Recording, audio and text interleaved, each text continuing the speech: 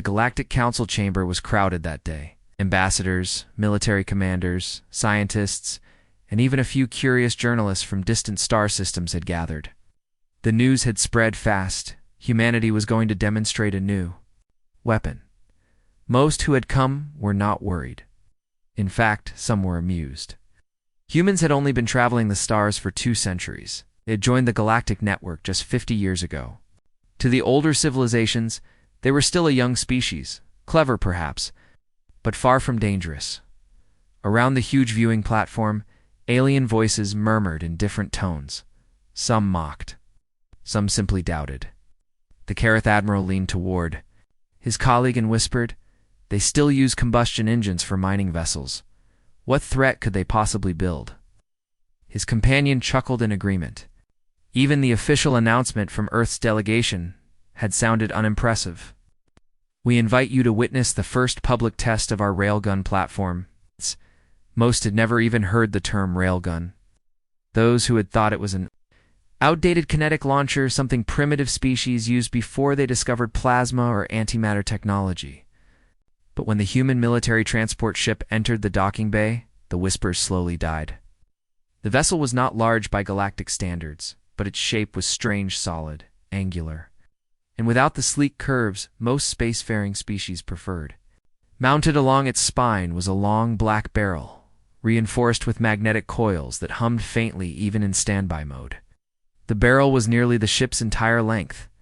A human officer stepped forward onto the platform, his uniform plain, his face calm.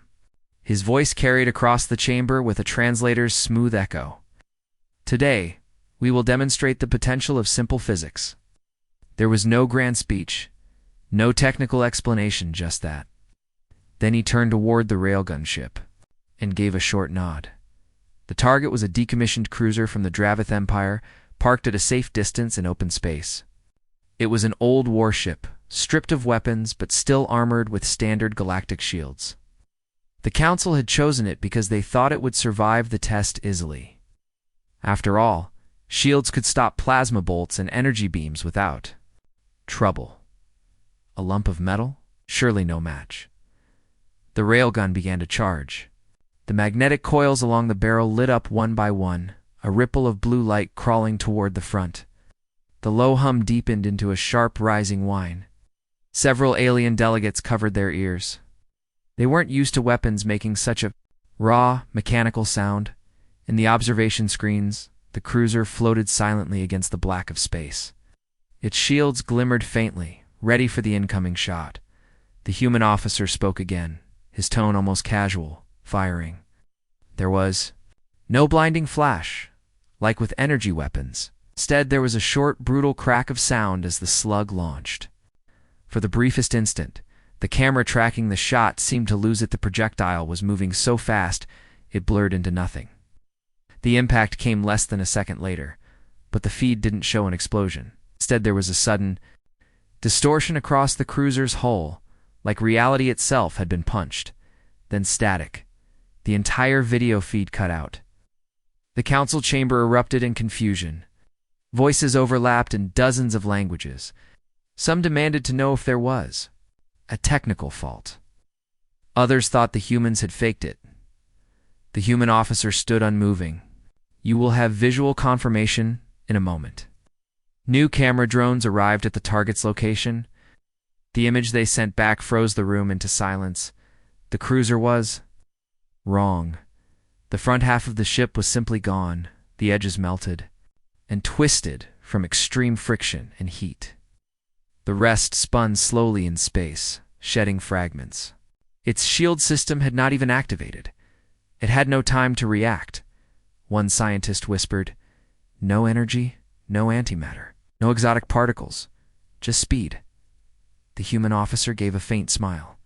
"Our slug traveled at 35 kilometers per second. The mass was small, but at that speed, energy is not needed." The impact alone, he let the words hang. "We call it a railgun." An old Varnathi warlord stood, his eyes narrowing. "How far can it fire?" The human smile widened just slightly. "Far enough." Around the chamber, the mood shifted. No one was laughing anymore. Some alien commanders were already thinking of how to defend against such a weapon, while others were wondering how to obtain one for themselves. But the humans offered no more details that day. They simply powered down the railgun, docked their ship, and left the chamber in silence. Outside in the quiet of deep space, the remains of the cruiser drifted like cold ashes. No shields, no armor, no defense had even been tested. Had come and gone so quickly that the ship had died before it could realize it was under attack. For the first time in centuries, as the Galactic Council had seen something that made them uneasy. Humanity had built a weapon that ignored centuries of defensive technology. And this, the humans claimed, was just a demonstration. No one knew what was worse, the power of the shot, or the fact that the humans seemed so calm about it. The wreckage drifted silently in the dark, scattered across the void, like shards of a broken world. The cruiser's remains were not merely destroyed, they were mangled, melted, and warped in ways no one in the Galactic Council had seen before. It was as if some invisible force had torn straight through the ship without slowing down. Recovery drones moved in carefully, their manipulators hesitant to touch the wreckage. The first scans baffled the scientists. The metal plating wasn't. Punctured the way it would be by a laser or missile, was stretched and peeled, as though the hull had been ripped open from the inside. There were no traces of radiation, no scorch marks from energy weapons, and no exotic signatures. The only detectable clue was the sheer temperature spike at the point of impact. It's caused purely by friction and kinetic force. Inside the council chamber, a heavy silence hung in the air. Delegates stared at the feed in disbelief. A Kareth engineer finally broke it. "There's no energy source here, no plasma burn. It's like it was hit by a planet fragment." The human commander, still standing with his arms behind his back, gave the smallest nod. Not a fragment, a piece of tungsten, 2 meters long, massed just over a ton. His tone was calm, almost casual, as if he were describing a cargo shipment. The Dravith representative, whose people had donated the target cruiser, rose from his seat, scales glinting under the chamber lights. "Our ship's shields are designed to withstand antimatter strikes, yet you claim a lump of metal breached them." "I'm not claiming," the human replied evenly. "You're looking at the proof." An insectoid scientist clicked its mandibles nervously. "What velocity?" The commander's eyes flicked toward the wreckage feed. 35 kilometers per second. Gasps and mutters filled the chamber. That was fast enough to cross the distance from one moon to another in minutes. Fast enough that no shield on record could activate in time. Shields were designed to disperse energy beams, not stop raw mass traveling at devastating speed.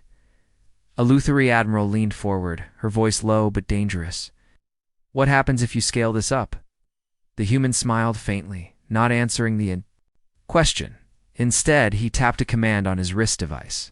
Second feed appeared on the massive central screen, showing a human shipyard orbiting Earth. On one of the dry docks was a much larger Railgun platform, its barrel longer than a battleship. No explanation. No specs. Just the image. In the chamber, several delegates shifted uncomfortably. Others began whispering orders to their exurgent messages to their home governments.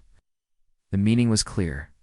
If humanity could do this with a prototype, no fleet in the galaxy was safe. Still, some refused to believe it was pure physics. The Varnathi warlord from the previous meeting stood again. "You're hiding something. That was not simply speed and metal. No one here has been able to breach modern shields in centuries." Unless his voice trailed off, but the suspicion in his eyes deepened.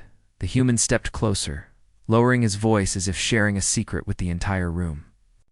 "You've all been building weapons that your enemies have learned to defend against. We've built something that doesn't care what defenses you have." The silence that followed was heavier than before. Outside, the chambers reinforced. Windows, the wreckage of the cruiser, continued its slow, cold rotation. Reminder that the shot had been fired only once, and that humans had not yet said when or where they might fire again in the far corner. An alien intelligence officer leaned toward his companion and whispered, "We need to find out everything about this Railgun." The companion gave a short nod. eyes fixed on the human commander, before they use it on something that matters. The recovery fleet arrived at the wreck site hours later, gliding silently into the debris field. Even the most experienced salvage crews slowed their approach when they saw what was left of the Dravith cruiser. This wasn't the usual wreckage. From a fleet battle, there were no burn marks from plasma fire, no shredded hulls from missile detonations. Instead, the ship looked as if a giant, invisible blade had passed through it in a single, clean stroke, leaving molten scars where the metal had been forced apart. Fragments drifted lazily, some small enough to be mistaken for dust, others large, enough to still carry parts of crew quarters and corridors. But there were no bodies. The ship's life support systems had failed instantly, venting its atmosphere in less than a heartbeat. The crew had died without even knowing what had hit them. The lead recovery vessel extended its manipulators toward the main hull section, carefully scanning before making contact. A sharp alarm blared in the control deck. The operator's eyes widened. Temperature, still above 400 degrees in some sections, he reported. That alone was unnatural. This was space, and heat didn't linger without a source. But the slug's sheer velocity had generated enough friction and compression to keep the metal hot for hours.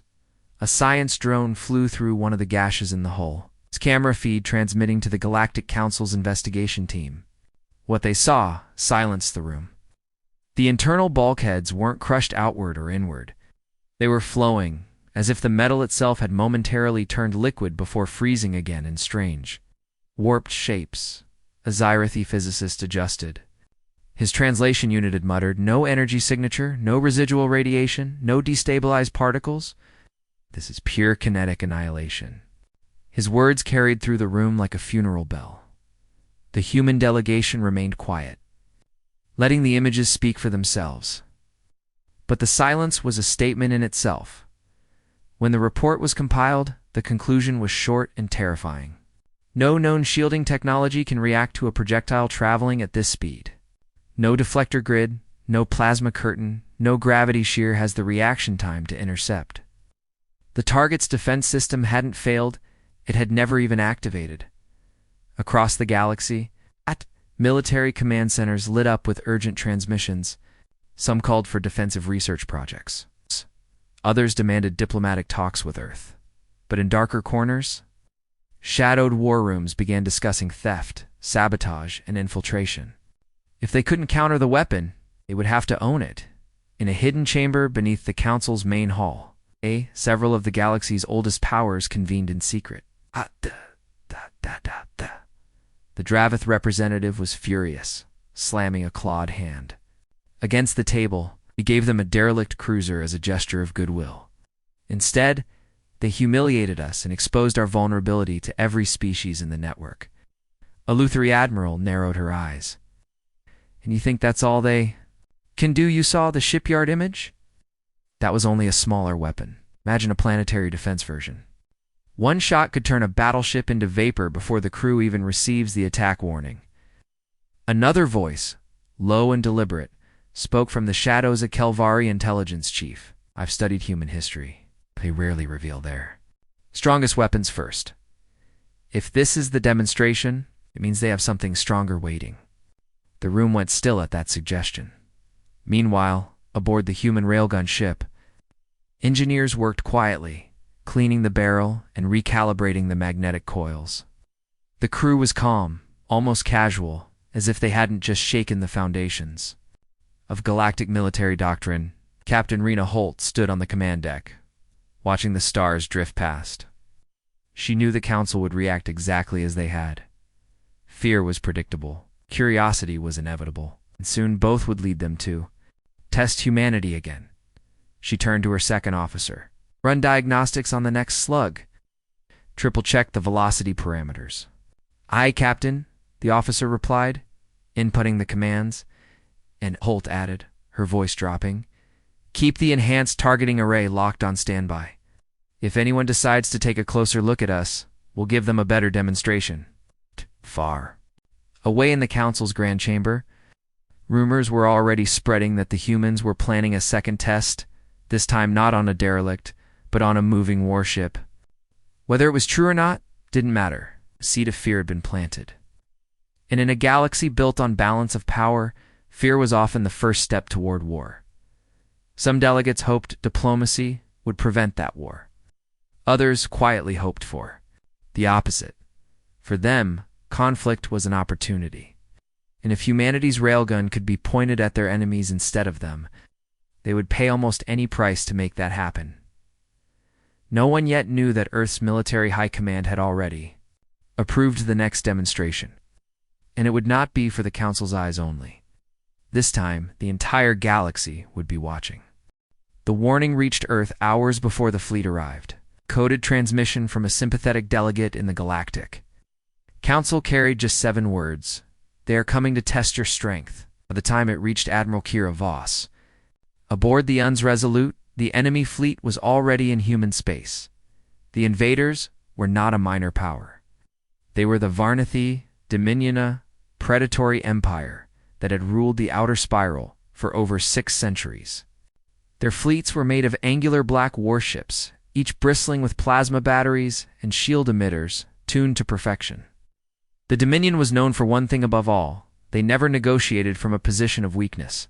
They would either leave Earth humbled or burning. On the bridge of the Resolute, the Railgun's prototype coils hummed at low power. This ship was humanity's pride, its first warship built around the Railgun instead of mounting it as an experimental weapon. The barrel ran nearly the length of the vessel, its housing layered with superconducting magnets and reinforced alloy. "Contact report," Admiral Voss said calmly. 12 vessels, Admiral replied, her tactical officer. 1 battleship, 4 heavy cruisers, the rest destroyer screens. Shields at full strength. Weapons hot. No attempt at communication. Voss studied the tactical display. She didn't need to talk to them. This was a show of force. Nothing more. The Dominion wanted to see if Earth's new weapon was a bluff, and Voss intended to prove it was not. The Varnathi fleet approached at combat speed, their formation tight. On every galactic battlefield, this configuration had been a sign of inevitable victory. Plasma cannons, focusing fire on a single point, until shields collapsed. But against the Railgun, there would be no shield collapse. There would be no time for anything. "Range to primary target," Voss asked. 14,000 kilometers, came the reply, closing fast. Voss nodded once, spooled the coils. "Load slug 1." The barrel lights began to ripple from aft to fore, the electromagnetic field building in a smooth, deadly rhythm. The projectile, 2 meters of tungsten tipped with depleted uranium, was locked into position. As the capacitors reached full charge, the hum deepened into a sharp, rattling whine. On the Dominion flagship, their admiral was watching too. He had been briefed on the Railgun. He had heard the reports from the Council, but his scientists had assured him, at this range, their shields will hold. His fleet would test it, and if it failed, Earth's military would be crippled before the weapon ever became a threat. Back aboard the Resolute, the targeting array locked onto the Dominion battleship. It was moving at 20 kilometers per second. Shield emitters glowing faintly against the black of space. The Railgun's fire control AI adjusted for movement, gravity wells, and drift. "Firing solution locked," said the gunnery officer. Voss gave the order without raising her voice. "Fire." The shot was almost silent, just a sharp metallic crack echoing through the ship. The slug vanished into the void, traveling faster than any plasma bolt ever could. There was no visible beam, no glowing arc, just a blur of mass moving. Too fast for the eye to follow. On the Dominion flagship, the shield AI registered an incoming object. It tried to raise deflective output in that sector. It took 0.002 seconds. The slug took 0.001 to reach impact. The difference was fatal. The battleship didn't explode, not immediately. The slug punched through its forward armor, passed through the command deck, and exited out the rear engines, tearing through internal bulkheads like paper. The sudden decompression vented crew and atmosphere into space. A second later, the starboard reactor overloaded, and the entire vessel bloomed into a cloud of molten fragments. The rest of the Dominion fleet froze. Target destroyed, reported the Resolutes. Tactical officer almost stunned. Voss kept her expression steady, locked the next slug on the nearest cruiser. Let them decide if they wish to stay. They didn't, without firing a single shot in return. The Dominion ships broke formation, shields flickering as they spun up their FTL drives. Within moments, they were gone, vanishing into the darkness from which they had come. The bridge of the Resolute was silent for a heartbeat. Then the communications officer turned to Voss. Message from the Council. They want a full, technical breakdown of the shot. Voss allowed herself a faint smile. Tell them we'll send one when we're ready. For now, let them wonder how far this thing can really shoot. Far away, in hidden military bunkers across the galaxy, admirals and warlords replayed the battle footage. They slowed it down frame by frame, searching for weaknesses. They found none. And for the first time in generations, the Dominion had retreated from a fight. The galaxy now understood what the Council had feared. There was no countermeasure yet. And every world had to ask itself the same question: what would happen if humanity decided to aim their railgun at them? The galaxy reacted fast. Within days of the Dominion's retreat, encrypted messages flowed through the hidden channels of military intelligence networks. Entire research divisions were ordered to stop current projects and focus on a single mission: find a way to stop the human RAL. In laboratories orbiting distant stars, alien scientists tested every defensive system they could imagine. Energy shields were reinforced with faster reacting AI cores. But simulations showed the same result. The slugs still hit before the shield could adapt. Plasma barriers failed. Magnetic field deflectors failed. Even prototype gravitic distorters, which could bend light and particles, failed. The slug's mass and speed made it unstoppable by the time the defenses reacted. The impact had already happened. In one remote asteroid facility, a Kelvari research team tried an extreme solution, detonating a controlled antimatter burst in front of the projectile to vaporize it. The results were recorded and sent to their high command. The slug tore straight through the antimatter cloud, losing only 0.5% of its velocity before striking the target with lethal force. The galaxy was starting to realize the truth. This weapon ignored centuries of military evolution. It didn't matter how advanced your shields were. Physics was on humanity's side. Back on Earth, the UN's high command wasn't celebrating. They knew the Dominion and others would not give up easily. They would send spies, saboteurs, or even fleets to steal or destroy the Railgun program. So the humans worked quietly, expanding production under the highest security protocols in a massive orbital station above Mars. Engineers labored around the clock on something far larger than the Resolute's prototype. The new project was called Longstrike, an orbital railgun platform capable of firing across entire planetary systems. It would have a barrel longer than some warships, powered by superconducting coils, cooled near absolute zero. Firing, it would require drawing power from the station's entire grid for several seconds. But once the slug launched, no target within millions of kilometers could hope to react in time. During a meeting in the secure briefing room of Earth's defense headquarters, Admiral Voss stood before a holographic model of the Longstrike. "Is not a weapon of intimidation," she told the assembled fleet commanders. "It is a deterrent. The moment our enemies believe we can't hit them from here, they will come for us again." Her chief engineer, Commander Holt, added, "And it's not just range. With new hypervelocity rounds, we can adjust the trajectory mid-flight for moving targets. Even if they try evasive maneuvers, they can't escape."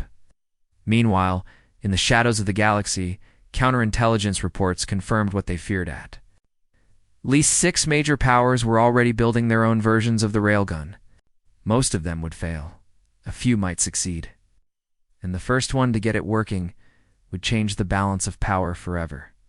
Far from human space, in a dimly lit War Council chamber, the Varnathi Dominion's surviving admirals studied the Resolutes. Battle footage for the 100th time. One of them, a scarred veteran named Zeroth, spoke through clenched jaws. We will not match them in time. We must attack before they can mass-produce these weapons. Another admiral shook his head. If we attack now, they'll fire first. Our fleet will be gone before we close the distance. The discussion turned bitter, but no one could deny the truth. Humanity had given the galaxy a puzzle with no solution. Yet on the edge of the solar system, the icy orbit of Neptune, a secret convoy transported the first completed long-strike slug to its test site. Its metallic surface gleamed under the dim sunlight. 2 meters of tungsten and uranium alloy polished to perfection. The technicians who handled it wore the expression of men and women who knew they were moving history itself. Earth had no plans to fire this at an enemy yet. But when the first test shot happened, the galaxy would be watching, and for some, that moment would mean hope. For others, it would mean the beginning of an arms race unlike anything the stars had seen in millennia. In the quiet of the Martian shipyard, as the Longstrike's barrel was lowered into its housing, Captain Holt whispered to herself, "If they're smart, they'll never make us use this." And deep in her heart, she knew the galaxy was not smart. The day of the Longstrike's first real firing began without fanfare. Officially, the orbital platform above Mars was undergoing power calibration tests. Unofficially, every sensor array in the solar system was watching. Spies from a dozen alien powers had risked capture to embed themselves nearby, hidden among civilian freighters or disguised as maintenance drones. The galaxy wanted proof could Earth truly hit a target across interplanetary distances in less than a second. Admiral Voss stood on Longstrike's command deck, her eyes on the holographic projection of the solar system. The target was a decommissioned heavy cruiser, placed in a holding orbit near Jupiter's moon Callisto. It was stripped of weapons, but still had full armor and shield generators active. The Council had insisted on those shields they wanted. To prove the shot wasn't just theatrical. Power draw at 70%, reported Commander Holt. Coils are stable. Magnetic field harmonics are locked. The slug sat deep inside the loading chamber, a perfect spear of tungsten uranium alloy, polished and balanced to microscopic precision. Its launch rails were charged with more power than most cities used in a month. On the far side of the solar system, the alien observers were confident. At this range, they believed the human projectile would take minutes to arrive, plenty of time for a warship to dodge. What they didn't understand was that Longstrike wasn't simply fast, it was beyond their frame of reference. Capacitors at 100%, Holt confirmed. Firing solution locked. Target distance, 780 million kilometers. The bridge went silent. Even the hum of the cooling system seemed to fade. Voss gave a single nod. Fire. The launch was not dramatic. There was no roar, no blinding flare. The slug vanished down the barrel in an instant, accelerated by magnetic force to an unimaginable velocity. On Callisto, the cruiser's shield AI detected an incoming object. It had 0.9 seconds to respond. It needed at least 1.5. The slug tore through the shield like it wasn't there, punching straight through the ship's reinforced bow, slicing through compartments, and exiting out the stern. The kinetic force was so great that the ship's orbit shifted, sending it into a slow, tumbling spin. Transmission feeds caught the exact moment of impact. There was no drawn-out exchange of fire, just a flash of metal, and then the cruiser was crippled beyond repair. The entire event took less than a second. On the Council observation station orbiting Saturn, alien delegates stared in shock. One of them, a driven military scientist, muttered in disbelief that was across the system. It didn't even slow down. Back on Mars, Holt calmly called out, "Target destroyed." Projectile velocity remained within 2% of predicted speed. Voss turned to her officer. Broadcast. The message was short and deliberate, sent to every listening station in range. We do not seek war. But if war comes, you will never see it coming. Across the galaxy, the reaction was immediate. Fleets went on high alert. Some powers began pushing for peace treaties with Earth, their diplomats scrambling to sign agreements before the balance of power shifted any further. Others reacted in the opposite way, accelerating secret projects, desperate to match or sabotage humanity's new reach. In the dark meeting halls of the Dominion, Admiral Zeroth slammed his fist into the table. This is not a deterrent. This is a declaration. They can strike our homeworld from here. We must strike first, or we will live under their shadow forever. But not everyone in the galaxy agreed.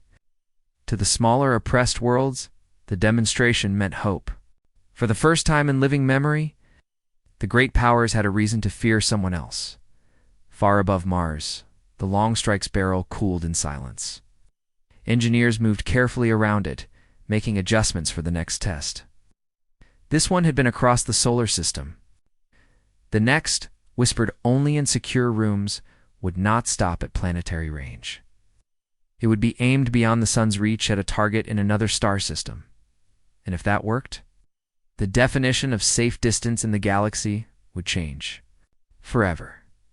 The galaxy had already accepted that humans were unpredictable. But no one imagined what they would do next. The war had reached a fragile standstill. The alien coalition had thrown fleets at Earth's borders. But every time they came close, the humans pushed them back with strange tactics. However, this time, the humans seemed to vanish from the main battlefront. Their fleets pulled back into the darkness of space, disappearing into regions no alien dared to travel. Rumors spread quickly. Humans were preparing something big. But the galaxy had heard that before, and nothing had ever matched the fear those words carried now. Then came the warning. A coded transmission intercepted by 3 different alien empires. No one could decrypt it completely, but one line was clear. Stand clear of Sector Thatany. No explanation, no threats, just that single sentence. The coalition thought it was a bluff. They sent a scout fleet to dozen cruisers into the coordinates. The fleet arrived to find nothing, just empty space. No planets, no stations, no ships. For 2 hours, they scanned and patrolled. Nothing happened. Then the darkness shifted. It wasn't a ship. It wasn't even metal. It was as if a piece of space itself was moving, bending the stars behind it. Slowly, from this shifting void, the largest railgun the galaxy had ever seen emerged. The barrel stretched 4 kilometers, black and silent. Around it, fragments of asteroids were bolted together, forming a massive structure that looked half-built. Half-grown from rock, the scouts didn't even have time to send a full report. A single shot fired. There was no flash, no blast of light. Just a ripple, like the air had been punched. The projectile tore through 3 cruisers instantly, vaporizing their hulls before their systems even detected the hit. The rest of the fleet scrambled to escape, but the weapon fired again, faster than anyone thought possible for such a massive gun. Another 7 ships vanished in the blink of an eye. By the time the survivors jumped away, they were babbling incoherent reports. No one could believe what they'd seen. A weapon that big shouldn't have been able to reload in seconds. In the coalition's war rooms, panic spread. The humans had taken the Railgun, already dangerous technology, and perfected it beyond known limits. But there was something worse than the gun itself.